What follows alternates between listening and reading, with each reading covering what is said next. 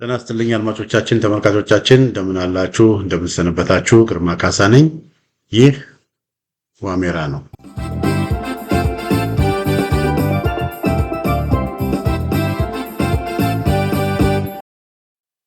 በዛሬው የዋሜራ መርሃ ግብራችን ወንጀለኞች በደብረ ታቦር ሰሜኑን የማጥፋት እቅድ በሚል ርዕስ አንድ ዝግጅት ይዤላችሁ መጥቻለሁ። ሁላችሁም እንደምትከታተሉት ሰሞኑን በጎንደር ከፍተኛ ዘመቻዎች፣ ከፍተኛ እንቅስቃሴዎች እየተደረጉ ነበር። የፋኖ ኃይሎች፣ የአማራ ፋኖ ብሔራዊ ንቅናቄ የፋኖ ኃይሎች፣ በፋኖ ያሉ ሁለቱ አደረጃጀቶች በቅንጅት ሆነው በትብብር ሆነው በርካታ ኦልሞስት 95% የሚሆኑ የደቡባዊ ጎንደር ወረዳዎችን ተቆጣጥረዋል። እንደ ንፋስ ሞጫ፣ እንደነ ስማዳ፣ ታች ጋይንት፣ ላይት ጋይንት፣ ኤራ፣ ገላውዲዮስ፣ እስቴ፣ እንዳቤት የመሳሰሉት በጣም በርካታ ወረዳዎችን ተቆጣጥረዋል። ደብረታቦር ከተማም ገብተው ነበረ። እዚህ ጋር እንደምታዩት በደብረ ታቦር ከተማም ፋኖች ገብተው ነበር። በደብረ ታቦር ከተማ ገብተው በርካታ ስራዎችን ሰርተዋል። የታሰሩ እስረኞችን ሁሉ አስፈትተዋል። ብዙ በርካታ ሚሊሻዎችን፣ ታጣቂዎችን ማርከዋል። ብዙዎችንም ደግሞ እጅ አንሰጥም ያሉትም ደግሞ የተደመሰሱበት ሁኔታ ነው ያለው። እንደነ ንፋስ ሞጫ፣ እንደነ ክምር ድንጋይ፣ ጋሳይ፣ ሙጃ፣ አርብ ገበያ፣ ጃራ ጊዶ፣ እንዳቤት፣ ገላውዲዮስ፣ ማህደረ ማርያም፣ አርብ ገበያ፣ ሐሙሲት፣ ሚካኤል ደብር፣ ሊቦ ከምክም ወረዳ ማለት ነው። ሚካኤል ደብር እንደገና ወደ ላይ ደግሞ መካከለኛው ምስራቅ ደግሞ እንደነ ደጎማ፣ ስላሬ፣ አርባያ፣ በኋላ የመሳሰሉ ቦታዎችን ፋኖች ተቆጣጥረዋል። ይሄ እንግዲህ በደቡባዊ ጎንደርና በመካከለኛው ጎንደር ነው። ወደ ምዕራብ ጎንደር በምንሄድበት ጊዜ በምዕራብ ጎንደርም ደግሞ መካከለኛ አርማጭሆ ወረዳን ፋኖች ተቆጣጥረዋል። ሌሎችም እንደዚሁ በቋራ አካባቢ፣ በመተማ አካባቢ ብዙ እንቅስቃሴዎችን አድርጓል እና መጠነ ሰፊ የሆነ እንቅስቃሴዎችን ፋኖች ያደረጉት እና ይሄ የመጠነ ሰፊ እንቅስቃሴ የሚያሳየው እንግዲህ ምንድነው ጠፉ የተባሉት ፋኖች ጎንደርን ምን ያህል እንዳተለቀቁ ነው። ፋኖች ጠፍተዋል። ፋኖች እየሸጡ በብዙ ሺህ የሚቆጠሩ ፋኖች እየሸጡ ጽንፈኛው ኃይል ተደመሰሰ፣ ጽንፈኛው ኃይል ጠፋ ወዘተረፈ እየተባለ ኦልሞስት በተለይ እንደነ ኢያሱ አባተ ያሉ እንደነ ኮሎኔል ፋንታው ሞባ እንደነ ማስረሻ ሰጠ ያሉ ብዙዎች እጅ በመስጣታቸው ለነሱ በየቀኑ በሁሉም ሚዲያ ኔትወርኮች በአመይፖ፣ በፋና፣ በዋልታ፣ በተለያዩ ሚዲያዎች በቃ በየጊዜው እነሱ ናቸው እየቀረቡ በቃ እንዳለ ሚዲያውን የመንግስት ሚዲያውን ሙሉ ለሙሉ የተቆጣጠሩት አፋዶች ነበሩ። ሙሉ ለሙሉ አፋዶች የመንግስት ሚዲያውን ተቆጣጥረው በቃ ፋኖ እንደሌለ፣ ፋኖ እንደተሸነፈ፣ ፋኖ እንደጠፋ አድርገው ነበር የሚያወሩት። ሆኖም ግን አድማጮቻችን፣ ተመልካቾቻችን የጎንደሩ ክስተት እንግዲህ እንደምታዩት ነው። እነዚህን ሁሉ በአንድ ቀን በሁለት ቀን ውስጥ ይህን ሁሉ ቦታ በዚህ ቦታ ውስጥ የነበሩ የብልጽግና መዋቅርን በሙሉ አፍርሰው በዚህ ሁሉ ቦታ ሲንቀሳቀሱ የነበሩ ገንዘብ ተከፍሏቸው የሚሆን በተለያየ መንገድ ተታለው ሲንቀሳቀሱ የነበሩ ሚሊሻዎችን፣ አድማ በተናዎችን በሙሉ ብዙዎቹን ማርከው፣ ብዙዎቹን እነሱ እንዲቀላቀሉ አድርገው፣ ብዙዎቹን ደምስሰው፣ ብዙዎቹን ፈጥጠው ሸሽተው ወደ ደብረ ታቦር አካባቢ እንዲሄዱ በማድረግ እዚህ አካባቢ ያለውን የመንግስት መዋቅር ሙሉ ለሙሉ ያገዛዙን የመንግስት መዋቅር ሙሉ ለሙሉ ነው ያለው። እንግዲህ ጠፉ የተባሉት ናቸው። እንግዲህ በዚህ መልኩ ጠፉ የተባሉት ፋኖች በዚህ መልኩ ይሄንን ሲያጥለቀልቁ እያየን ያለ ነው። እንግዲህ እያወራን ያለ ነው 120 ሚሊዮን ህዝብ አስተዳድራለሁ ስለሚለው አገዛዝ የኢትዮጵያ የሀገሪቷ ሀብት፣ የሀገሪቷ ንብረት፣ የሀገሪቷ ባንኩም ታንኩም ስላለው ያለውን ነገር በሙሉ መከላከያ ያለውን ነገር በሙሉ ድሮኖችን፣ ጀቶችን፣ ሄሊኮፕተሮች እነዚህን በሙሉ እየተጠቀመ ያለ ኃይል ነው እያወራን ያለው እና ይሄ ኃይል ብዙ ሲፎክር ነበር፣ ግን የፎከረው ነገር ሳይሆን ቀርቷል እና የጎንደር በአሁኑ ጊዜ በፋኖች ተጠለቀለቃለች። ይሄ እንግዲህ ያው ህዝብንም ለመታደግ ሲባል ጥንቃቄዎች ማድረግ ስለሚያስፈልግ ፋኖች በሁሉ እንደፈለጉ አያደርጉም እንጂ ይሄ እያየን ያለ ነው በደቡባዊ ጎንደር የሆነው ነገር በሌሎችም አካባቢዎች ያለምንም ችግር መሆን የሚችል ነገር እና በጎንደር አድማጮቼ በጎንደር ትልቅ ፋኖ ኃይል እንዳለ ይሄ ምስክር። ጠፉ፣ ተደመሰሱ ምናምን እየተባለ የሚወራው ነገር በሙሉ ያው ውሸት እንደሆነ በጋር የታየበት ሁኔታ ነው ያለው።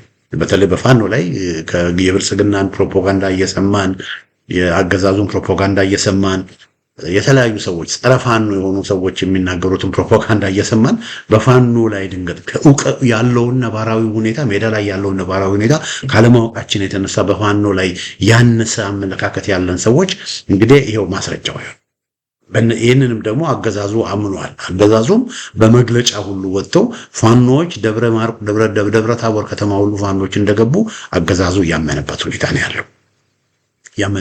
ነው ያለው እና ይሄ የጎንደር እንቅስቃሴ የሚያሳየው የፋኖችን አቅምና ኃይል የሚያሳየው ጠፉ የተባሉት ናቸው። እንግዲህ በዚህ መልኩ ጎንደርን እያጠለቀሉት ያሉ አድማጮቻችን፣ ተመልካቾቻችን እና አሁን ምን አይነት ሁኔታ ነው ያለው የጎንደር ምን አይነት ሁኔታ ነው ያለው የሚለውን ትንሽ አንዳንድ መረጃዎች ልስጣችሁ።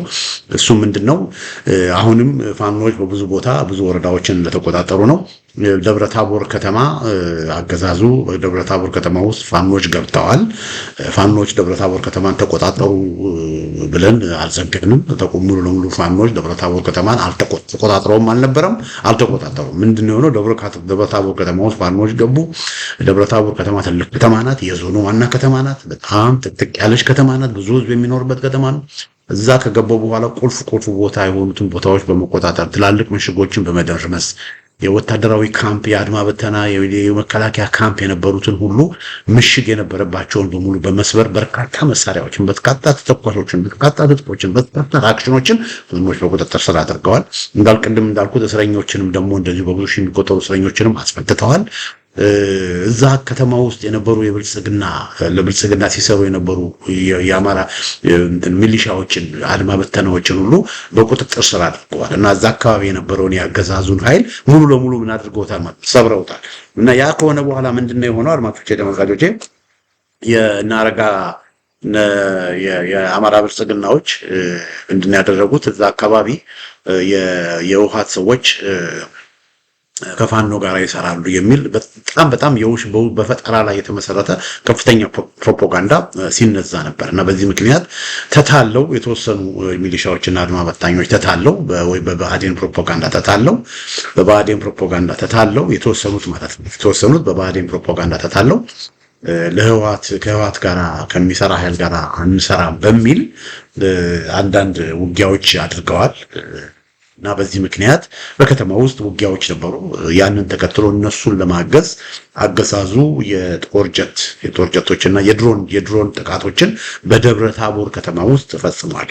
እና ያንን ተከትሎ ያው ፋኖቹ በተወሰነ መልኩ ከተማው አካባቢ በተወሰነ አካባቢ ቢኖሩም ቁልፍ ከተባሉ ቦታዎች የህዝቡን ደህንነት ለመጠበቅ በሚል ወደኋላ ታክቲካል ሪትሪት ያደረጉበት ሁኔታ ነው ያለው እና እዚህ ጋር እንደምታዩት የዓለም አቀፍ ሚዲያዎችም የዓለም አቀፍ ጋዜጠኞችም በዚህ ጉዳይ ላይ ደብረታቦር በሆነ ጉዳይ ላይ እየተናገሩ ነው። ማርቲን ፕላውት እዚህ ጋር ፎቶዎቹ የምታዩት እንግዲህ ደብረታቦር ነው። በደብረታቦር የደረሱ ጉዳቶች ናቸው እና ማርቲን ፕላውት ምንድነው የሚለው? ኢትዮጵያ ይላል after Farno forces seized the historic and strategically important city of Dabratabor, Ethiopia's military launched more than 16 rounds of drone and air strike hitting civilian and public infrastructure ነው የሚለው እና ምንድነው የሚለው የአገዛዙ ስትራቴጂክ ከተማዋን ደብረታቦርን ፋኖች በተቆጣጠሩን በገቡ ጊዜ አገዛዙ የጀት ጥቃትና የድሮን ጥቃቶች ከ16 ጊዜ በላይ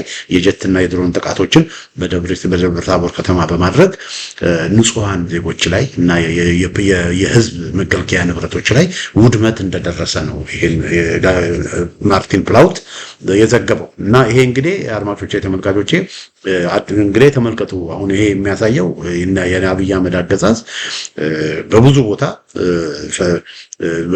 በውጊያ ጦርነቱን በሚሸነፍበት ጊዜ ደብረታቦር ከተማው ውስጥ ብዙ ህዝብ የሚኖርበት ከተማው ውስጥ የቦምብ ጥቃት፣ የአየር ጥቃት ሲፈጸም እንደሆነ ይሄ የጦር ወንጀል እና በደብረታቦር ውስጥ የተፈጸመው አድማጮች የጦር ወንጀል ነው። በደብረታቦር ከተማ የተከተለው ደብረታቦር ከተማ ማዕከል ውስጥ ህዝብ በሚኖርበት ቦታ በዚህ መልኩ በአንድ ቀን 16 ጊዜ በላይ በአየርና በድሮን ቦምቦችን መጣል በህዝብ ላይ የጦር ወንጀል ነው እና የተፈጸመው የጦር ወንጀል ነው። የብልጽግና ሰዎች ይሄንን ያደረገው ፋኖ ነው በሚል የውሸት ፕሮፓጋንዳ እንደለበጡት ፋኖ ከህወሓት ጋር ይሰራል ከሻዕቢያ ጋር ይሰራል እያሉ የውሸት ፕሮፓጋንዳ ይነጣሉ። አሁን ደግሞ ፋኖ ይሄን አፈረሰ፣ ፋኖ ይሄን አደረገ ብለው ይናገራሉ። ፋኖ ከባባድ መሳሪያ እንደዚህ ቦምብ የሚያጠል ከባባድ መሳሪያውን ብዙ የለውም ፋኖ ነገር ግን እነዚህ በሙሉ በከተማው ላይ በጭካኔ የኦሮሞማ አገዛዝ የይልማ መርዳሳ አየር ኃይል በጭካኔ በእንትን ቦምቦችን በመጣል በዚህ መልኩ ደብረታቦር ከተማ ላይ ትልቅ ጥፋት ነው የፈጸመው እና ደብረታቦር ከተማ በዚህ መልኩ ያወደመው የኦሮሞ ብልጽግና ነው። ይሄ በግልጽ ሊታወቅ ይገባል እና ይሄ እንደሚሆንም ደግሞ የበለጠ በህዝብ ላይ ጉዳት እንዳይደርስ በሚል የፋኖቹ ታክቲካል ሪትሪት አድርገዋል። ይሄም ደግሞ ኃላፊነት የሚሰማቸው ለህዝብ የሚያስቡ ለከተማዎች የሚያስቡ ለህዝብ ደህንነት የሚጠነቀቁ መሆናቸውንም በዚህ አጋጣሚ የሚያሳይ ነው እና የተፈጠረው ይሄ ነው። ምንድነው የተፈጠረው? የጦር ወንጀል ነው የተፈጠረው።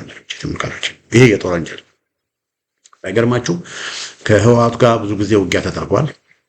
ከኦነጎችም ጋር ውጊያ ተደርጓል። የአብይ አህመድ አገዛዝ በትግራይ መቀሌ በሉ አክሱም፣ ሽሬ በሉ ምንም አንድም ከተማ ላይ በደብረ ታቦር ያደረገውን አይነት ጥቃት ፈጽመዋል። አንድም ከተማ ላይ በዚህ ልክ በአንድ ትልቅ የአማራ ክልል የጎንደር ከተማ ከ16 ጊዜ በላይ የአየር ድብደባ በዚህ መልኩ ያደረገ መንግስትና አገዛዝ በኢትዮጵያ ታሪክ ኖሯል። በደርግም ጊዜ ደብረታቦርን ወያኔዎች ወደ ደብረታቦር ወያኔዎች ያኔ በሚንቀሳቀሱበት ጊዜ የጦር ጀቶች ተነስተው ውጊያ ተደረገ። ነገር ግን እነዚህ የጦር ጀቶች ከተማ ውስጥ አልነበረም። ደርግ ቦምብ የጣለው ከተማ ውስጥ አልነበረም። ደርግ ጉና ተራራ አካባቢ ደብረታቦር ዙሪያ ነበር በጀት ሲዋጋ የነበረው። እነዚህ ግን ከተማ መካከል በአየር ጥቃት ንጹሃን ዜጎችን ሲጨፈጭፉና የህዝብ ኢንፍራስትራክቸሮችን ሲያወድሙ ነበር። ለምንድን ነው የሚያደርጉት? እና ይሄ በደብረታቦር የተደረገው ነገር የጦር ወንጀል ነው እና አብይ አህመድ የፈጸሙት የኦሮሞ ብልጽግናዎች የጦር ወንጀል ነው የፈጸሙት። ይሄንን የጦር ወንጀል ደግሞ ሲፈጽሙ ዓላማቸው አንድ ነው። ለምን? የአማራ ክልል የጎንደር፣ የጎጃም፣ የወሎ፣ የሸዋ አማራዎች በብዛት የሚኖርባቸው አካባቢዎች ቢወድሙ ደንታቸው አይደለም። ደንታቸው አለመሆን ብቻ አይደለም፣ እንደውም እንዲወድሙ ነው የሚፈልጉት። ለምን? ፖለቲካቸው በአማራው ጥላቻ ላይ የተመሰረተ ነው። በአማራው ጥላቻ ላይ ፖለቲካቸው የተመሰረተ ስለሆነ የአማራው ማህበረሰብ እንዲሰባበር፣ የአማራው ማህበረሰብ በጦርነት ውስጥ እንዲዘፈር፣ በድህነት ውስጥ እንዲቀጥል ፍላጎታቸው ያለ እና የሆነው ነገር ወገኖቼ ይሄ ነው። የጎንደርን ህዝብ እንደ ህዝባቸው አድርገው አይቆጥሩም እነዚህ ሰዎች። አሁን አንዳንድ የጎንደር ልጆች ነን የሚሉት የአብይ አህመድን መንግስት ለአብይ አህመድ ካባ የሚያለብሱ አሉ። ይገርማቸዋል። ለአብይ አህመድ ካባ የሚያለብሱ የአብይ አህመድን ፎቶ ይዘው ሰልፍ የሚወጡ አሉ። የጎንደር ልጆች ነን አማራዎችን የሚሉት ነገር ግን ይሄ በደብረታቦር የታየው ነገር አገዛዙ ምን ያህል ህዝብን እንደሚጠላ፣ ምን ያህል የአማራ ማህበረሰብ እንደሚጠላ፣ ምን ያህል ጎንደሮችን እንደሚጠላ የሚያሳይ። አንዳንዶቹ ሚስቱ እኮ ጎንደሬ ናት፣ ሚስቱን እንዴት ጎንደሬ ሚስት እያላችሁ እንዴት ጎንደር ይጠላል? አይደል? እንደዛ ብሎ ነገር የለም። በነገራችን ላይ ሚስቱን እንደሚወዳትም ምንም ማረጋገጫ የለም። ምንም ነገር የለም። አሁን ባልና ሚስት ተባሉ እንጂ በሁለቱ መካከል ምን አይነት ግንኙነት እንዳለም እንኳን እናቅም። ይሄን አንርሳ። እሷንም ያገባው ሞስት ፕሮባብሊ ለፖለቲካ ብሎም ሊሆን ይችላል። ምንም የምናውቀው ነገር የለም። ስለዚህ ጎንደሬ ስላገባ ጎንደር ይወዳል ማለት አይደለም። አንሳሳት።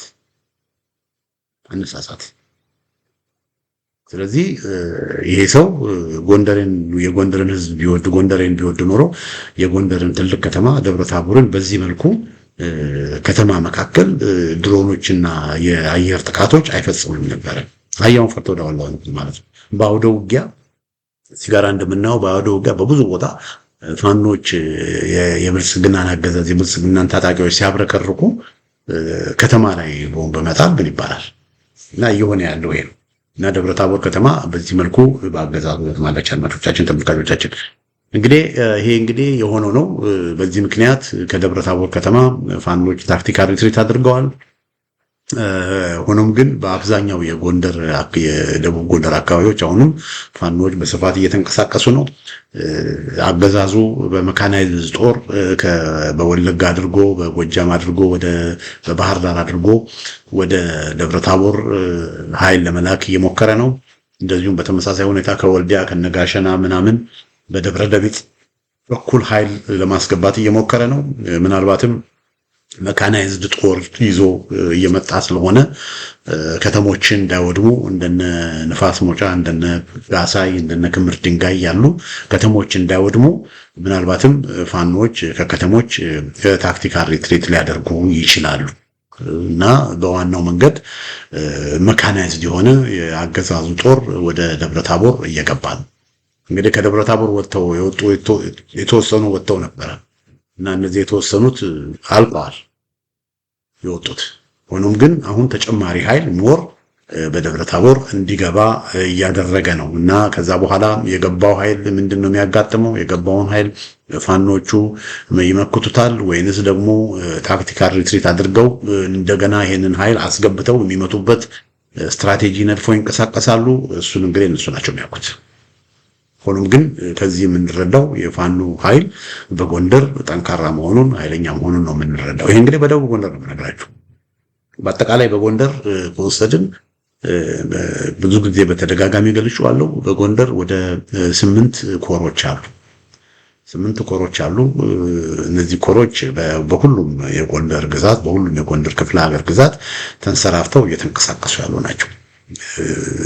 አሁንም ራሱ ሰሞኑን በደቡባዊ ጎንደር እንዲሁም በአርማጮ በምናምን በተደረጉ እንዲሁም በምዕራብ ጎንደር በተደረጉ ኦፕሬሽኖች እንቅስቃሴዎች በጎንደር ያሉ ከሁለት እዝ አልነበሩ። እነዚህ ሁለት እዞች አሁን በአፋብኃን ስር አንድ አይደሉም እና እነዚህ ሁለት እዞች በአንድ ላይ ሆኑ በተቀናጀ መልኩ ሲንቀሳቀሱ የነበሩ ደብረታቦር ከተማ ውስጥ የገቡት ከሁለቱም አደረጃጀቶች ነው።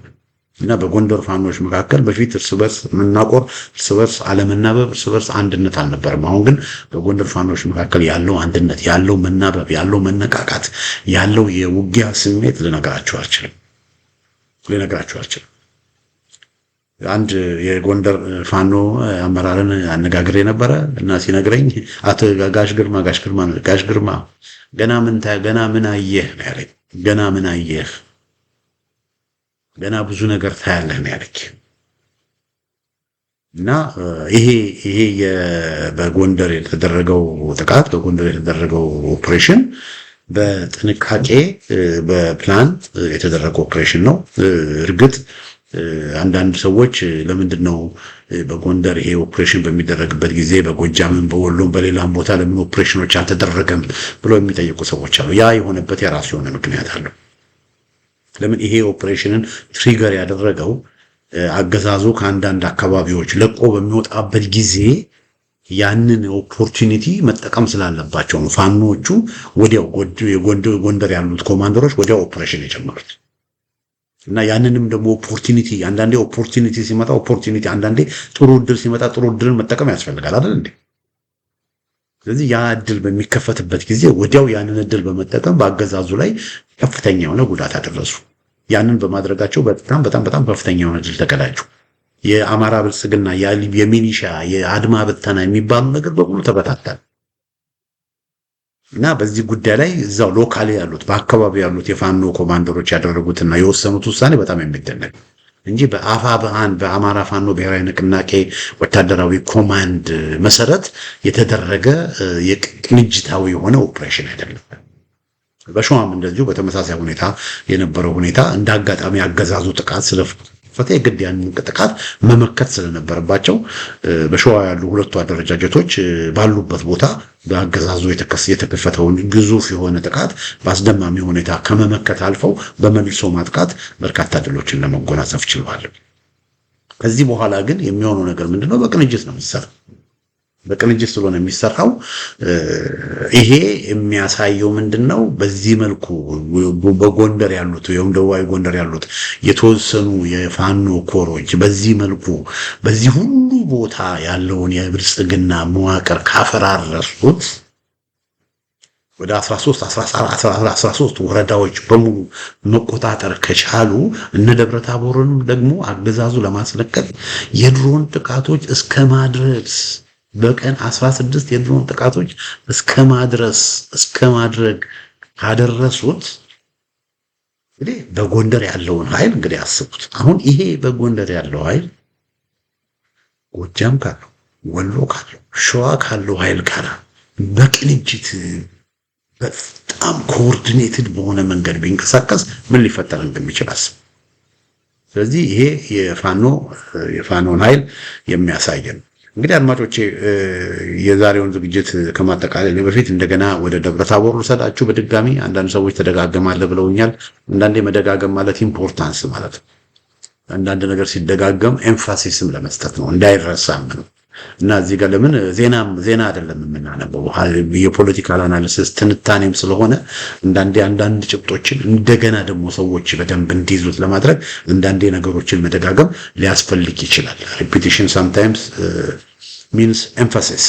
እና ይሄ እዚህ ጋር የምታዩት በደብረታቦር የሆነው ነገር የጦር ወንጀል እንደሆነ በድጋሚ ለማሳሰብ ወዳለሁ። እና ይሄ በሰሜኑ የሀገራችን ክፍል አገዛዙ የሰሜኑ የሀገራችን ክፍል ለማጥፋት እየሰራ እንደሆነ ሁሉም ሰው ትግራይን ሰባብረዋል። አሁንም የትግራይን ሕዝብ ወደ ጦርነት ለመዝፈቅ ደፋ ቀና እያለ ነው። አሁንም የጦርነትን ወሬ በትግራይ አሁንም ደም እንዲፈስ የትግራይ ወጣቶች አሁንም እንዲያልቁ ካለቁት በላይ እንደገና የበለጠ እንዲያልቁ ትግራይ አሁንም የጦርነት ቀጠና እንድትሆን እየሰራ እየደከመ ፕሮፓጋንዳ በፓርላማ የተናገረውን ነገር አይተናል። ያንን እያደረገ ነው። አሁን በተጨማሪ ደግሞ ጦርነቱን በአማራ ክልል እነ ደብረታቦርን እያፈረሰ ከዚህ በፊት ወልዲያ ላይ የድሮን ጥቃቶች እየፈጸመ የወልዲያን ከተማ ሲያወድም ነበር ከባባድ መሳሪያ። አሁን የሚደረጉት በ2018 የተደረጉ ጦርነቶችን በብዛት ካየን በወሎ፣ በጎጃም፣ በጎንደር፣ በሸዋ ነው። አማራዎች በሚኖሩባቸው የአማራዎች በሚንቀሳቀሱባቸው ቦታዎች። ስለዚህ ማን ነው የአማራ ማህበረሰብ ነው በጦርነት እያለቀ ያለው? ማን ነው የአማራ ማህበረሰብ ከተሞች ነው እየወደሙ ያሉት? ማን ነው የትግራይ ማህበረሰብ ነው እየወደሙ ያለው? የትግራይ ማህበረሰብ ከተሞች ነው እየወደሙ ያሉት። አጠቃላይ እነዚህ ሰሜናውያንን እናጠፋለን፣ ሰሜናውያንን እናዳክማለን የሚለውን ፖለቲካቸውንና ስትራቴጂያቸውን በተግባር እየተገበሩት። ሰሜን ያለው ማህበረሰብ ቢፈናቀል፣ ሰሜን ያለው ማህበረሰብ ቢራብ፣ ሰሜን ያለው ማህበረሰብ ኢንፍራስትራክቸሩ ቢወድም፣ ሰሜን ያለው ማህበረሰብ መንግስታዊ አገልግሎት ባያገኝ ቅድም አይሰጠው። በሰሜን ያለው ማህበረሰብ ልጆች ከትምህርት ቤታቸው ቢወድቁ ቅድም አይሰጠው። ስለዚህ የነ አብይ አህመድ የኦሮሞ ብልጽግናዎች ፖለቲካ ጸረ ሰሜን በተለይም ደግሞ ጸረ አማራ እንደሆነ ሁላችንም መዘንጋት ያለብን። የደብረ ታቦሩ የድሮን ጭፍጨፋም የሚያሳየው ይሄንን ነው። የጦር ወንጀል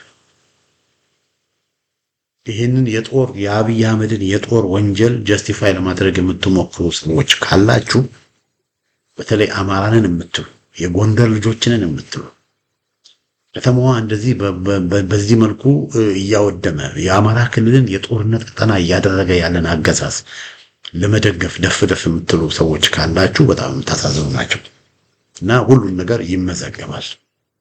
እና ይሄ ነው እንግዲህ ወንጀሎች በደብረታቦር የተደረጉ ነው። ወንጀሎች በደብረታቦር ተሰርተዋል።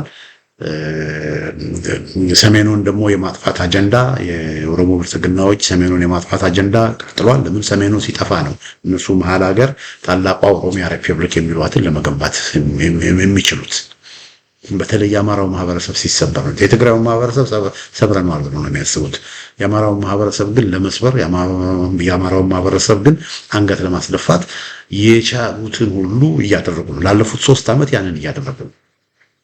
ግን ያንን ሁሉ ፋኖች ተቋቁመው ይሄው ያገዛዙን ኃይል እየመከቱ ነው። አገዛዙን አፈርድቤ እያስበሉት ነው። አገዛዙን አጣብቂኝ ውስጥ ከተውታል። በማንኛውም ጊዜ ደግሞ ተቀናጅተው በተናጠል ሳይሆን ጎጃም ጎንደር እያሉ በተናጠል ሳይሆን እንደ አማራ ፋኖ ብሔራዊ ንቅናቄ በጋራ በአንድነት ሆነው ዘመቻዎችን በሚያደርጉበት ጊዜ ደግሞ የዚህ የክፉ አረመኔያዊ አገዛዝ መጨረሻ ይሆናል ማለት ነው። እና ይሄ ከስሜት ወይም ደግሞ ከመልካም ምኞት የተነሳ የምናገረው ነገር አይደለም። ይሄ ተጨባጭ የሆነውን ነገር ሜዳ ላይ አስቀምጬ የምናገረው ነገር። በዚህ ልክ የአንድ አካባቢ የደቡባዊ አካባቢ ያሉ የአማራ ፋኖ ብሔራዊ ንቅናቄ ፋኖች የኮር አመራሮች የኮር ፋኖች ወደ 3 ኮሮች አሉ ደቡባዊ ጎንደር ውስጥ 3 የፋኖ ኮሮች አሉ። እነዚህ 3 የፋኖ ኮሮች ደቡባዊ ጎንደር ውስጥ ያሉ 3 የፋኖ ኮሮች በዚህ ልክ አብዛኛውን ደቡባዊ ጎንደር በአንድ ቀን በሁለት ቀን መቆጣጠር ከቻሉ ሌሎች ፋኖች በሙሉ በአንድ ላይ ዘመቻዎች ቢያደርጉ ሊመጣ የሚችለውን ማሰብ ይበቃል። ስለዚህ ይሄ ነው እንግዲህ ያለው በጎንደር ያለው ሁኔታ ይሄ ነው። ሌላ ተጨማሪ መረጃዎችን ተጨማሪ ኢንፎርሜሽኖችን ካለ ይዤላችሁ እመጣለሁኝ። አገዛዙ ያው የጦር ወንጀሎችን እየፈጸመ ነው። የተፈጸማቸው የጦር ወንጀሎች በሙሉ ፍትህ እንደሚኖር ተጠያቂ እንደሚኖር በዚህ አጋጣሚ ለማስገንዘብ እወዳለሁኝ። ይሄ የድሮን ጥቃት እንዴት ነው የድሮን ጥቃቶችን ከዚህ በኋላ መቋቋም የሚቻለው በሚለው ዙሪያ ላይ አይ ቲንክ ሀተታዎች መስራት ያስፈልጋል። ሪሰርቾች ማድረግ ያስፈልጋል። ምን ቢደረግ ይሻላል? ያገዛዙ ያለውን የድሮን